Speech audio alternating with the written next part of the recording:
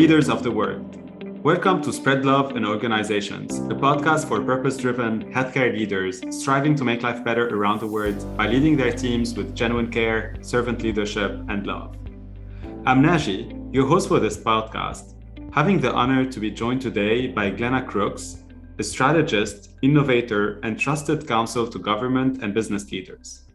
In her latest venture, The Network Sage, Glenna describes a new way to help people lessen the overwhelm of modern life, address work-life balance, performance, productivity, and family caregiving by better understanding and managing the 8 networks that support working adults.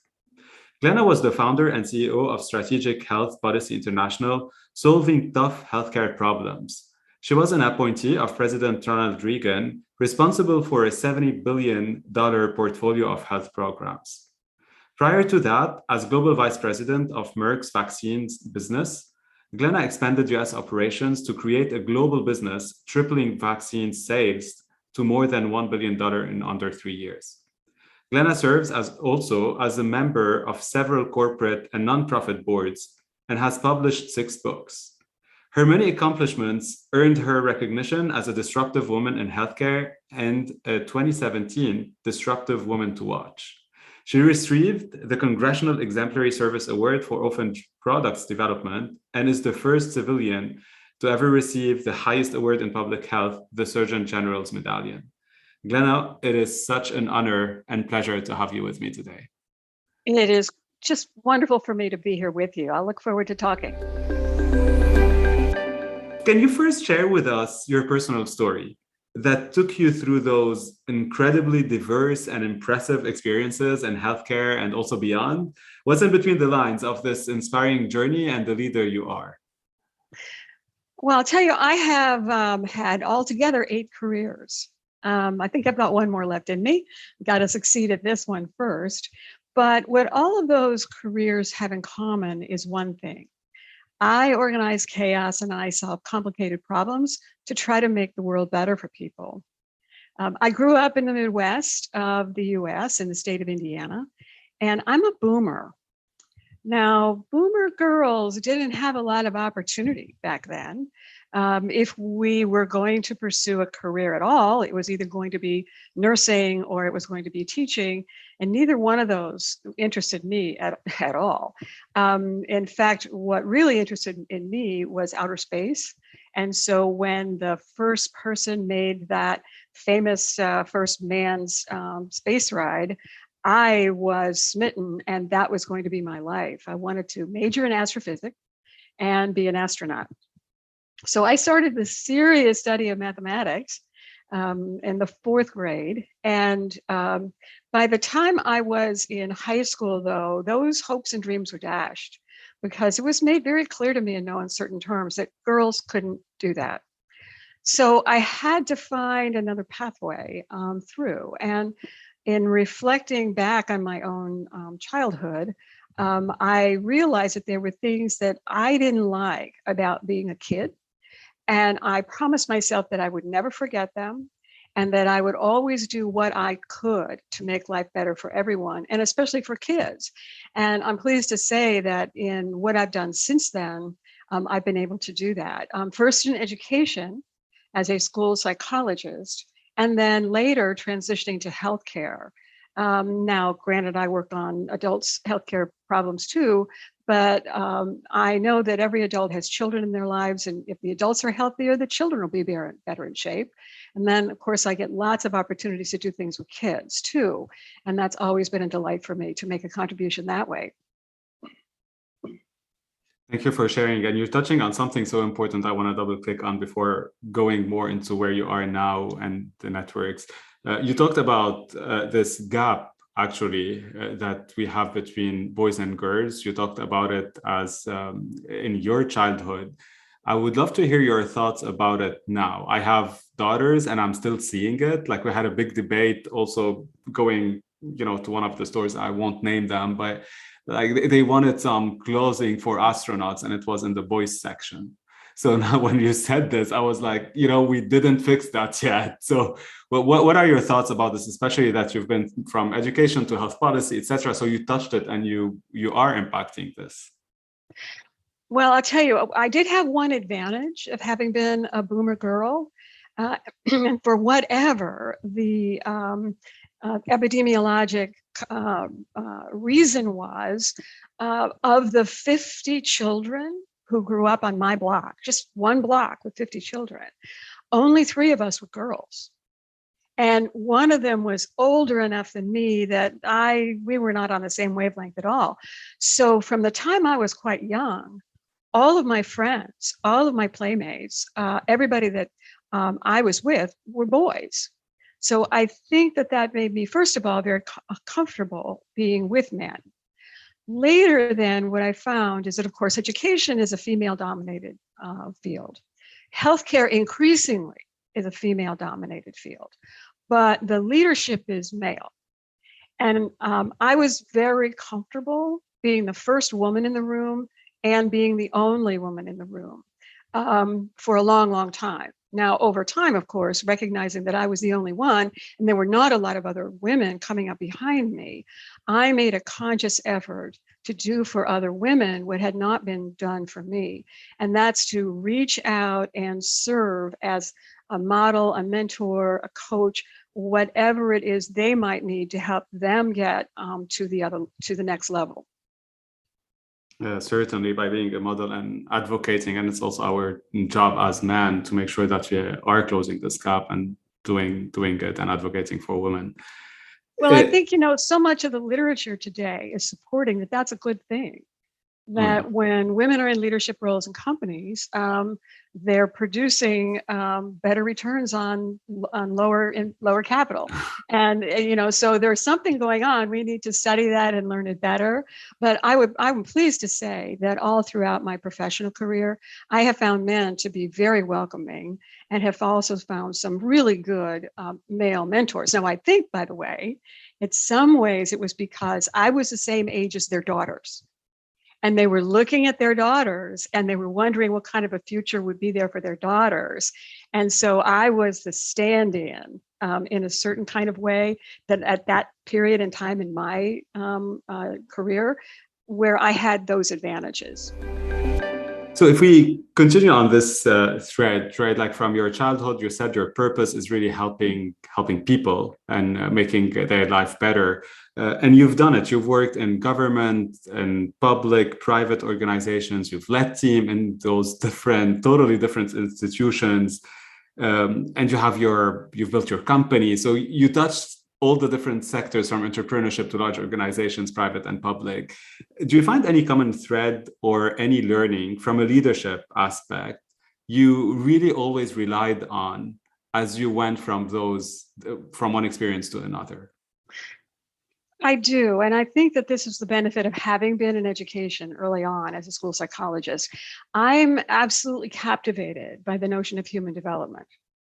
Now, of course, when I was studying, it was only child development, and we treated it as if people stopped developing at the age of 18. I mean, books weren't written about adult development at that point in time. Now, we know better today. And I follow that literature, of course, and right up to what we're now learning about brain plasticity, which is just so incredibly exciting. But I also knew the Pygmalion literature. And if you know those studies, the bottom line is that children achieved to the degree they thought that they would. So the way the teachers taught them or interacted with them, because of what teachers believed about their capacity, not their actual capacity, but what teachers believed about them, made a difference in their achievement in measurable ways. Now, I believe firmly that I am not unique, that everybody is pretty much like me and they want life to be better, whether that's for their own immediate family or for the family of the human race. They want life to be better. So that's my sort of opening gambit when I work with somebody in whatever setting we're in.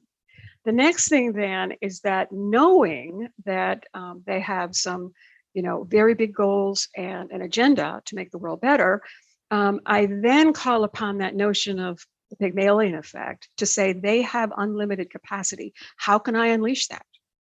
It's pent up. It's not something I have to give them. I'm not a friend of the motivation literature, for example. I don't feel like as a leader or as a manager, I have ever had to motivate anyone. I felt that all I had to do was unleash the potential that was already there, to look at what was in their way and use whatever authority or resources I had available to remove those. And then to provide them with a combination of challenge and support. And those have to come together. I mean, if you're never challenged, you may not get out of your comfort zone. And that comfort zone can sometimes box us in. We need to be a little bit out on that edge. At the same time, if we're not getting support, we can't get out of our comfort zone. So we need to know that we could fail, that's okay. That somebody is there with either information or a kind word, or even the permission to take it easy for a little while because we've been working too hard as they move forward on projects. So that's how I have seen my role in every sector that I've been in. Now, I will say, however, back to how as a kid, I was told that I could only be a teacher or a nurse, and I didn't want to teach. The farther I go, the more I find myself teaching.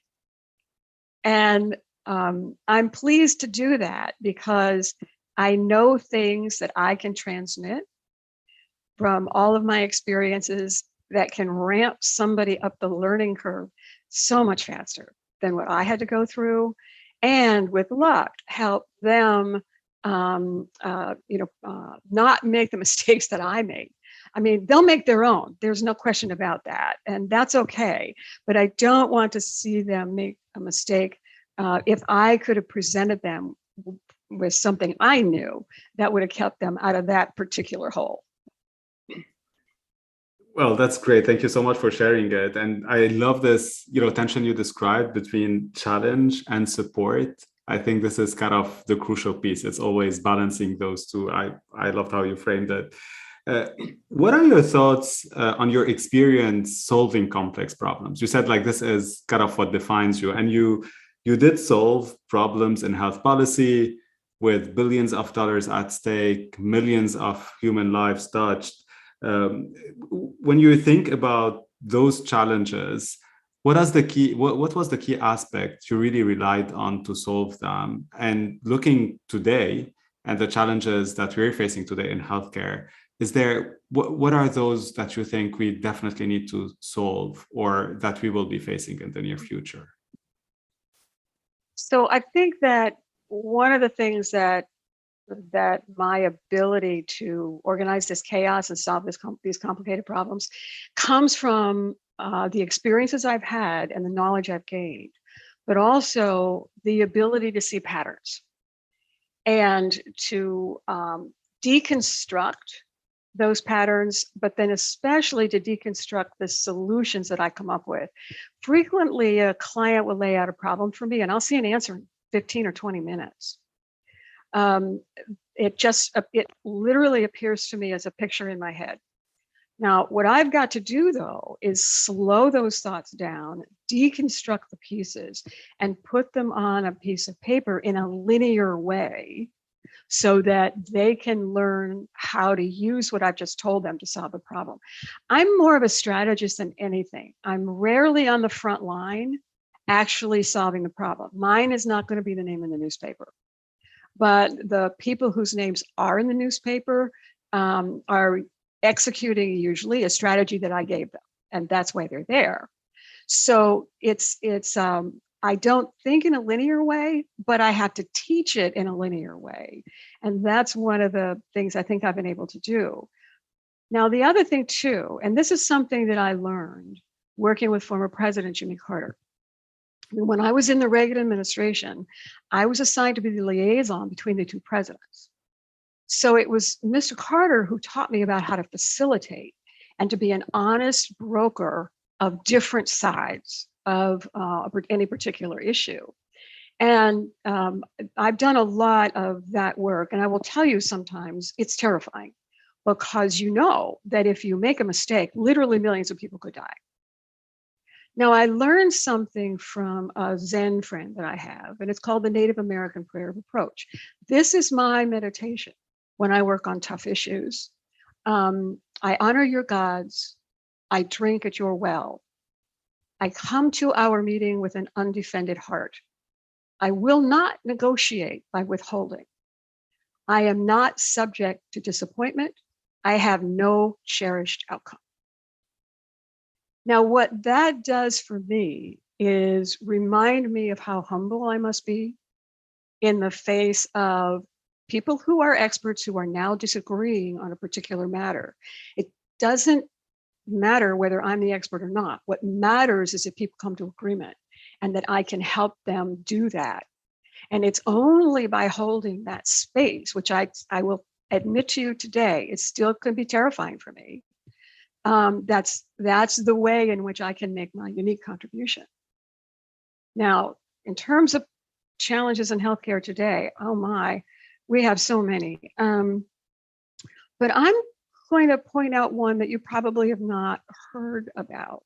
And this is based on one of my earlier books about covenant oaths that healthcare professionals, principally physicians, surgeons, nurses, pharmacists take.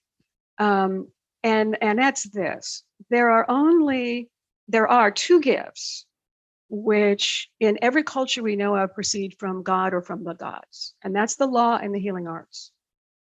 So what most people don't realize is that the oath that, say, a physician would take is actually a promise between that physician and the divine, however they see it.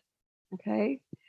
Now, and that's because, let's face it, when we're sick, it doesn't matter if we know how some virus is replicating or how some cancer is metastasizing. We want help.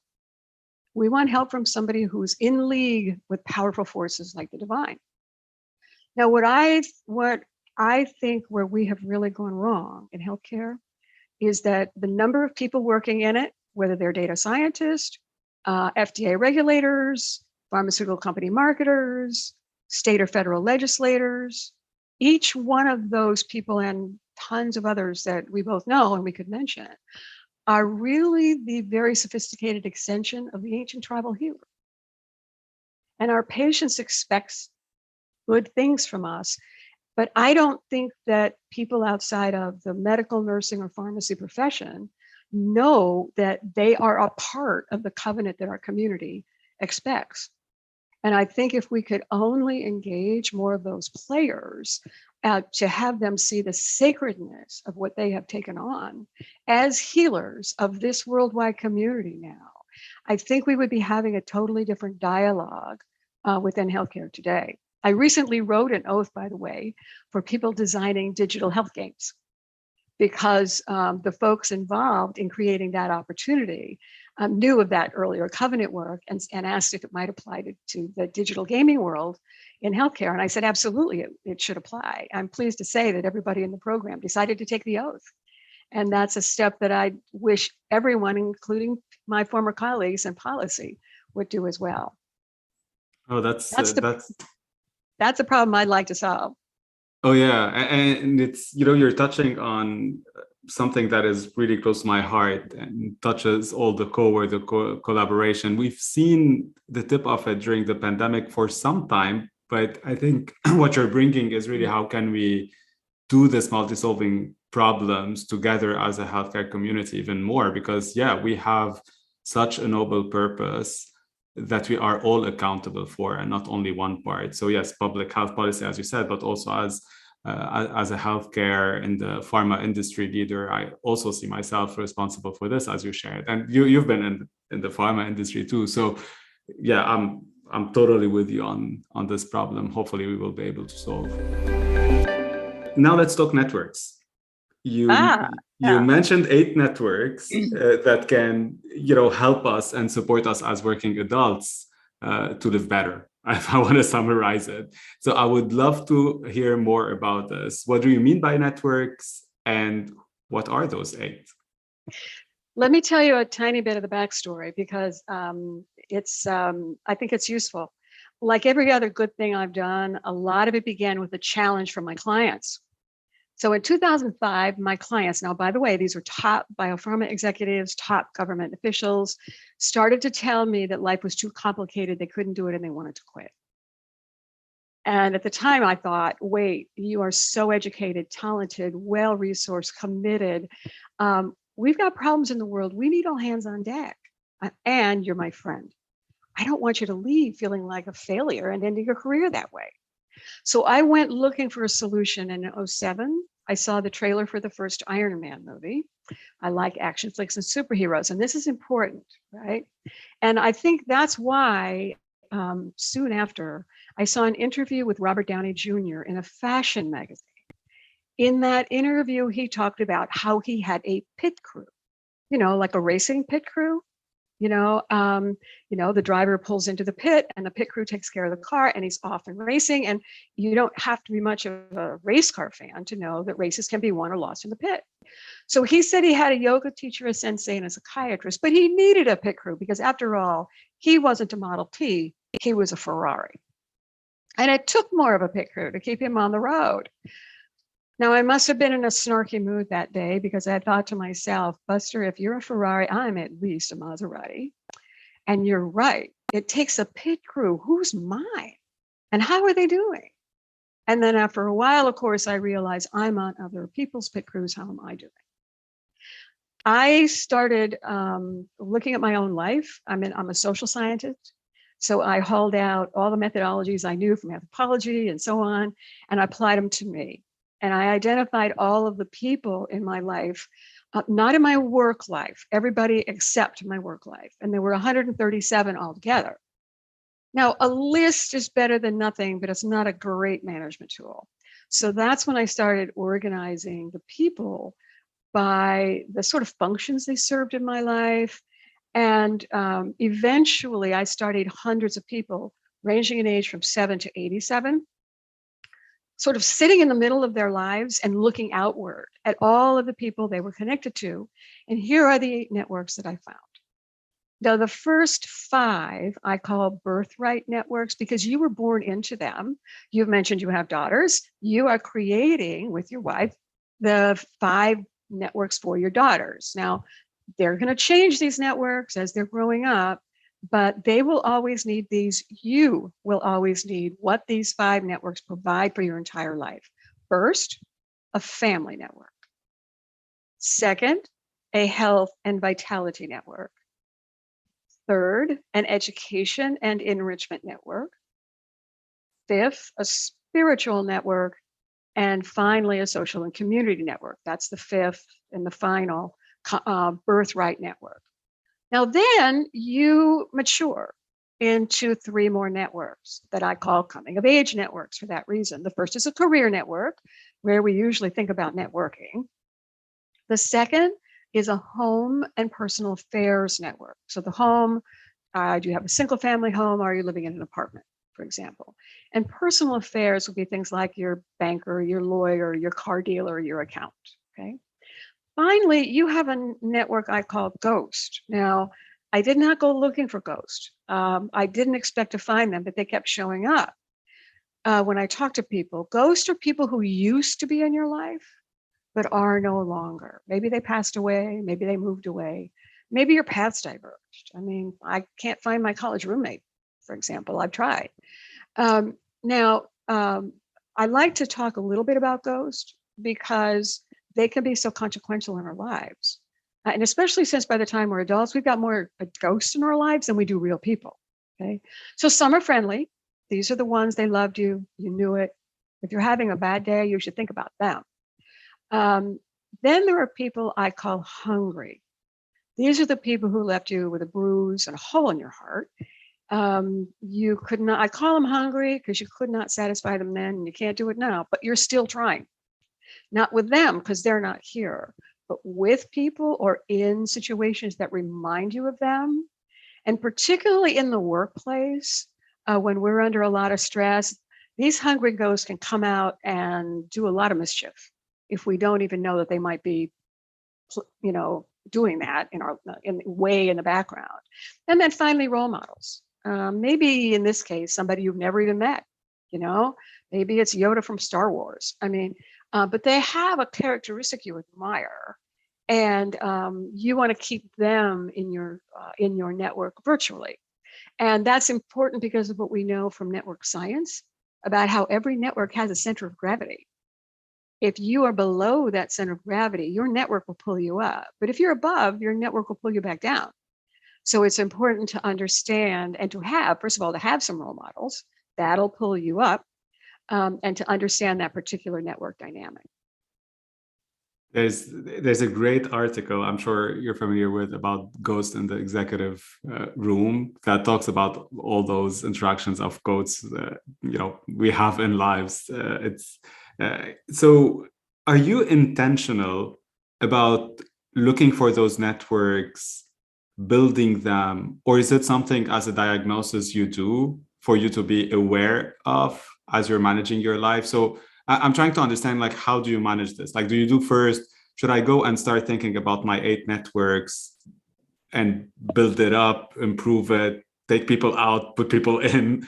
Or is it just like, okay, this is what I have and I need to go tap in depending on what I need?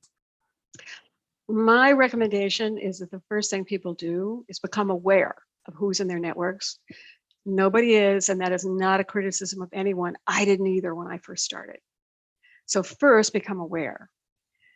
Once you see that data, then you can decide, what is it that I want and need? And are these networks set up to help me achieve that? And with that, then you can start transforming and making some changes.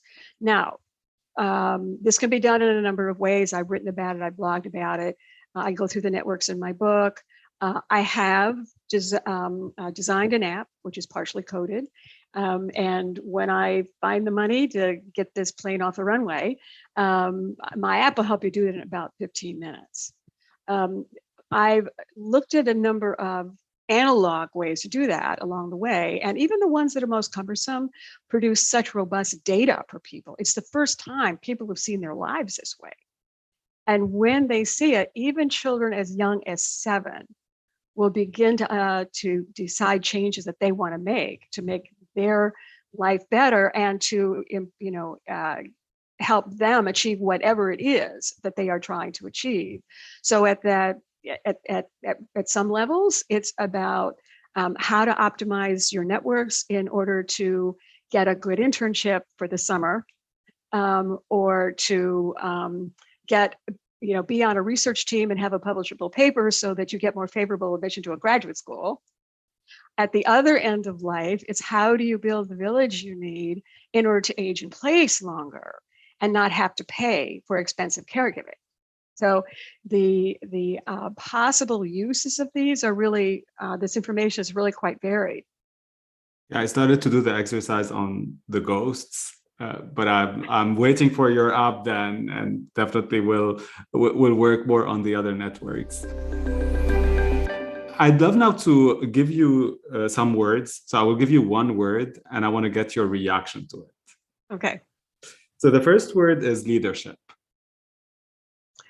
I'm in the camp that says it's difficult to develop in a formal educational setting. It's only through experience, hard knocks, and a big heart is anyone going to truly be a great leader. What about healthcare? We need more of both words, more health and more care. This is one of those times when I have so many thoughts, I can't pull one to the front and say it's a preferred one. I so value health. We know now that health is a bigger determiner of your wealth than your education. And so it boggles my mind that we're still stuck as a nation, confused about whether we want to have better access, whether we want to resource our clinicians better so that they can actually spend quality time with patients and deliver better care. What about Mushin?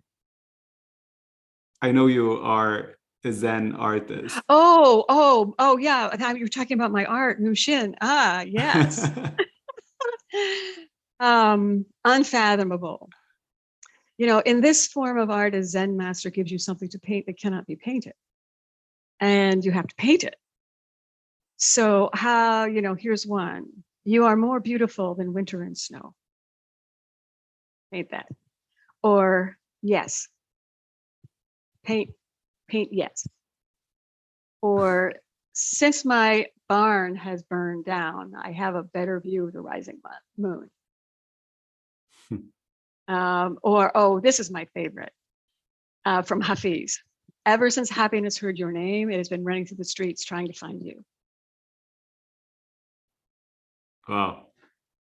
I'd love to see what your paintings actually. So I stumbled into this art form and just for fun. And then friends suggested that I make cards out of it. So I now donate this art as cards and as posters and calendars and so on to projects that raise money for children with special needs. Wow. What about spread love and organizations?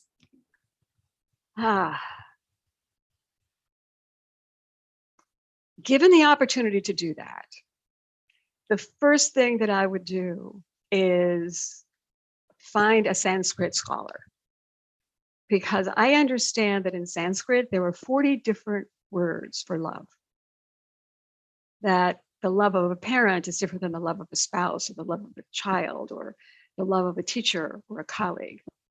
And I think if we had a more expanded definition of love, we could do a lot better job. I saw a meme the other day and it said, sometimes people don't say, I love you. What they say is, did you get lunch today? Did you sleep well last night? How was your commute? That those could be expressions of love. And I think that what we need is a bigger vocabulary. Any final word of wisdom for leaders around the world? It would come from the most recent work that I've done with networks. And it is in a real pitch to them that they start to understand the complexity of the people in their companies and the customers that they are trying to serve. I mean, we've done studies in healthcare with just the network components related to healthcare, for example. In one particular study, we were able to identify that the husband of a woman with stage 4 metastatic breast cancer manages 87 different types of people when she's in a hospital. Now, that's not numbers, those are types. And that woman's oncologist was connecting with 156 different types of people in the hospital only, just in the hospital, to care for her as his patient. Now, how in the world can we simplify that to make that clinical decision-making and care process easier and better for the clinician and for the caregiver and for the patient themselves? How can we understand everybody around us and what they are, who they are connected to, and why that matters? And then for those we are serving, likewise, so that we can do a better job in whatever role we're playing. This is such a crucial problem to solve, and I think it's a great way to push us and our listeners as healthcare leaders to think not only to say patient-centric, but to actually act on this and improve it. It's just incredible what you shared, 87 different types and more than 130 for a woman with breast cancer. Thank you so much, Glenna, for being with me today and for this inspiring chat. Well, thank you for the opportunity. And I hope that there's a tidbit or two that you and your listeners will take away and find of value. Thank you so much, everyone, for listening to Spread Love in Organization podcast. Drop us a review on your preferred podcast platform, connect with us on SpreadLoveIO.com or on LinkedIn. Most importantly, spread love in your organizations and spread the word around you to inspire others and amplify this movement our world so desperately needs.